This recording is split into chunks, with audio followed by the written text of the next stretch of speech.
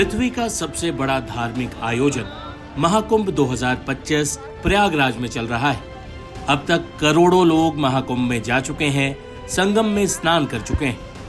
महाकुंभ 2025 के शानदार और भव्य आयोजन के लिए योगी आदित्यनाथ की तारीफ हो रही।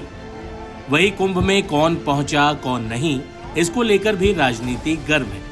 सपा प्रमुख अखिलेश यादव आखिरकार कुंभ पहुंच ही गए और उनकी 11 डुबकियां मीडिया के कैमरों के जरिए दुनिया ने देखी। लेकिन अब देश के नेता विपक्ष राहुल गांधी और दिल्ली के मुख्यमंत्री अरविंद केजरीवाल की तरफ लोगों की नजरें हैं। राजनीतिक विरोधी भी इन दोनों से पूछ रहे हैं कि वो महाकुंभ में कब जाएंगे। पहले आपको दिखाते हैं महाकुंभ में त्रिवेणी घाट पर डुबकी लगाने के बाद अखिलेश यादव ने क्या कहा। आज मैं संगम में महाकुंभ में शामिल होने आया हूं। महाकुंभ में शामिल होने आया हूं। हमारी कामना है कि जनता सुख समृद्धि और खुशहाली के रास्ते पर जाए। जनता का कल्याण के लिए संकल्प करने, कामना करने भी आए हैं। जहां ये कुंभ, जिस स्थान पर संगम है, 3 नदियां मिलती हैं, गंगा, यमुना, सरस्वती। हमारी यही कामना है कि सौहार्द, सद्भावना और सहनशीलता बनी रहे। महाकुंभ के आयोजन में ये पौराणिक है कि बिना बुलाए और अपने आप सब लोग आते हैं। अपनी व्यक्तिगत आस्था है उनकी सबकी। आज हमें भी मौका मिला है। मैं आज महाकुंभ में स्नान कर करके जा रहा हूं। मैंने 11 डुबकी लगाई हैं। सर, संकल्प योगी जी ने कहा यूपी का बंटवारा नहीं होना चाहिए, क्या कहेंगे आप? देखिए, बंटवारे और नकारात्मक राजनीति के लिए जगह नहीं है। आज कुंभ का तो यही संदेश होना चाहिए, सकारात्मक संदेश होना चाहिए। और आज के दिन यही संकल्प हो कि जब कभी भी हमें याद आए कुंभ, तो हमें सौहार्द, सद्भावना और सहनशीलता हमेशा बनी रहे।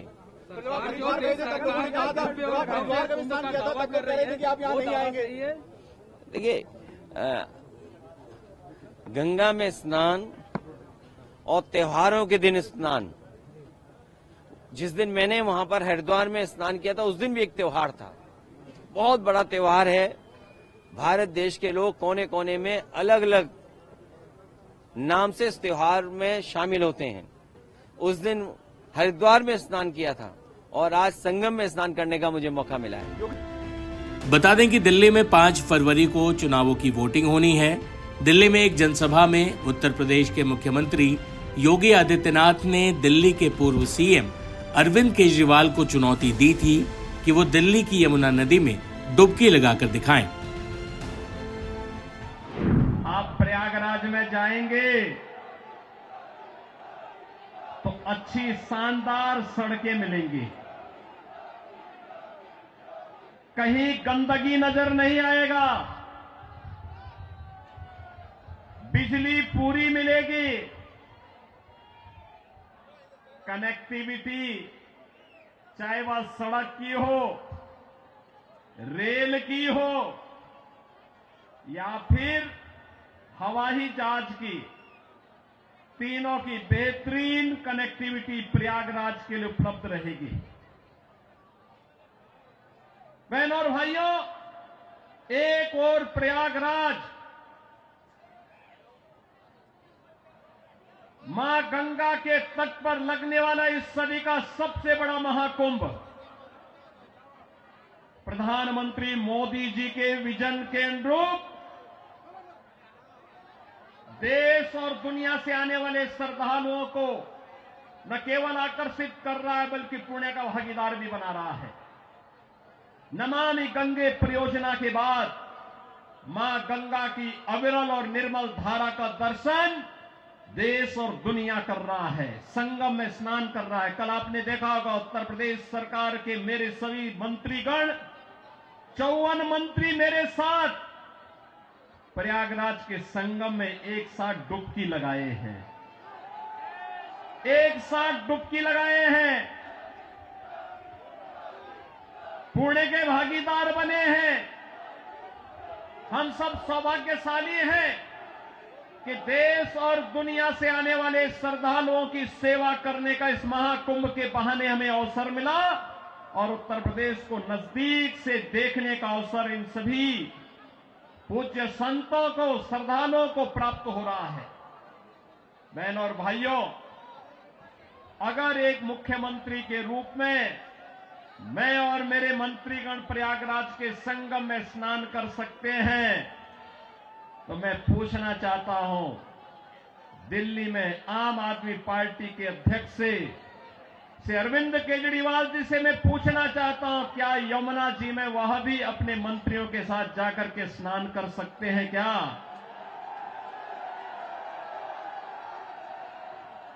अगर उनमें नैतिक साहस है तो उनको इसका जवाब देना चाहिए। यमुना मैया को एक गंदे नाले के रूप में बदलने का अपराध क्या उन्होंने किया है कि नहीं किया है? और अगर वह व्यक्ति इस बात का अपराधी है तो फिर मुझे नहीं लगता है कि जनता जनार्दन की इस अदालत में उन्हें कोई माफी दी जानी चाहिए। वो माफी के हकदार नहीं हो सकते। बहनों और भाइयों,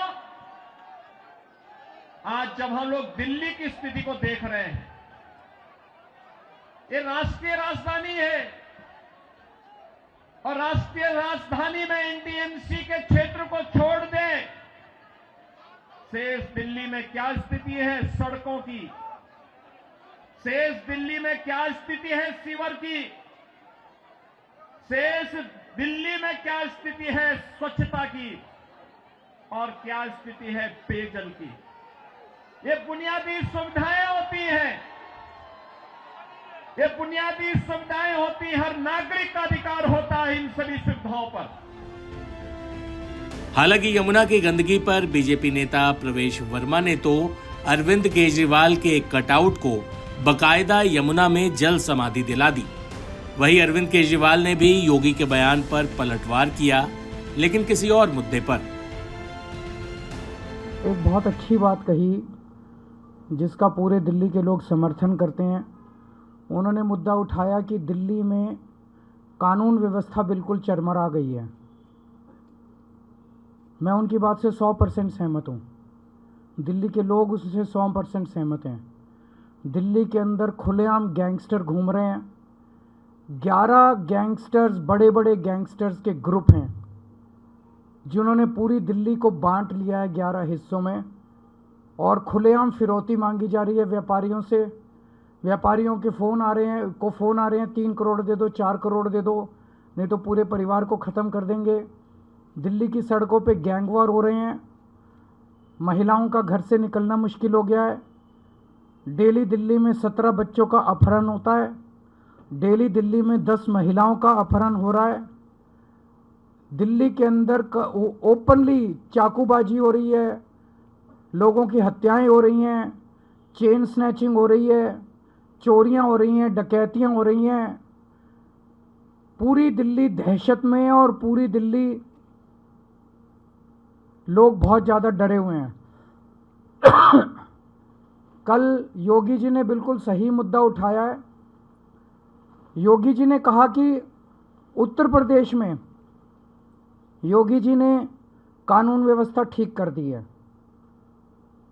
मैं नहीं जानता कि उत्तर प्रदेश में कानून व्यवस्था ठीक हुई है कि नहीं हुई है, लेकिन अगर योगी जी सही कह रहे हैं, उन्होंने ये भी कहा कि उत्तर प्रदेश में उन्होंने सभी गैंगस्टर्स का सफाया कर दिया है। अगर ऐसा है तो मैं योगी जी से कहना चाहता हूं कि दिल्ली की कानून व्यवस्था अमित शाह जी के अंडर में सीधे आती है। अमित शाह जी देश के गृह मंत्री हैं और दिल्ली की कानून व्यवस्था, दिल्ली की सुरक्षा, दिल्ली के लोगों को एक सुरक्षित जीवन देना, ये अमित शाह जी की सीधे जिम्मेदारी है। अगर योगी जी कह रहे हैं जैसे कि मैंने यूपी की कानून व्यवस्था ठीक कर दी, तो मैं उनसे निवेदन करूंगा कि आप अमित शाह जी को थोड़ा बिठा के समझाइए कैसे कानून व्यवस्था ठीक की जाती है। आप उनको बिठा के थोड़ा सा गाइड कीजिए, उनको थोड़ा समझाइए अमित शाह जी को कि दिल्ली की कानून व्यवस्था में क्या करने की ज़रूरत है, कैसे करने की ज़रूरत है, दिल्ली में कैसे सुरक्षा सबको दी जाए। वो कह रहे हैं कि मैंने गैंगस्टर्स सारे ख़त्म कर दिए उत्तर प्रदेश से, तो वो ज़रा सा अमित शाह जी को गाइड करें कि कैसे दिल्ली के अंदर गैंगस्टर राज ख़त्म किया जाए। अमित शाह जी के पास तो टाइम ही नहीं है। अमित शाह जी पूरे देश में एमएलए खरीदने, सरकारें गिराने, पार्टियां तोड़ने में लगे हुए हैं। तो योगी जी को थोड़ा सा अमित शाह जी को बैठा के ये भी समझाना पड़ेगा कि कानून व्यवस्था अगर ठीक करनी है तो थोड़ा टाइम देना पड़ेगा दिल्ली के लिए। आप दिल्ली को गैंगस्टर्स के हवाले नहीं छोड़ सकते। तो मैं यही अपील करता हूँ योगी जी से कि थोड़ा सा बिठा के अमित शाह जी को समझाएं ताकि दिल्ली के लोगों को सुकून मिल सके। वहीं राहुल गांधी कुंभ जाएंगे, इसके चांसेस फिलहाल कम ही हैं। राहुल गांधी दिल्ली चुनावों को लेकर अरविंद केजरीवाल पर लगातार हमले कर रहे हैं। राहुल लगातार दिल्ली की बदहाली के वीडियोस पोस्ट कर रहे हैं।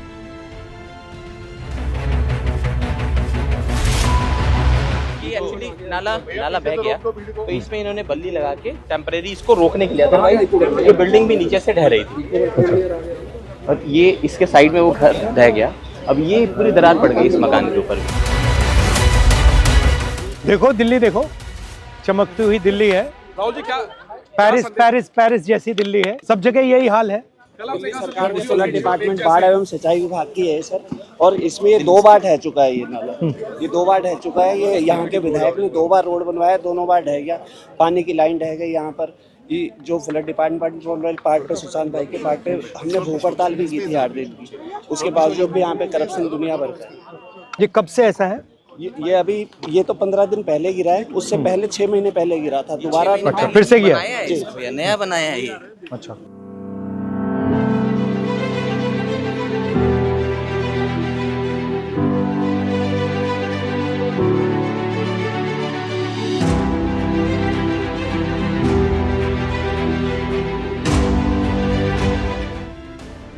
हालांकि अखिलेश यादव की महाकुंभ में डुबकी के बाद सबके जहन में यही सवाल है कि क्या राहुल गांधी और अरविंद केजरीवाल महाकुंभ में जाएंगे या नहीं। इस मामले में फिलहाल अखिलेश यादव ने लीड ले ली।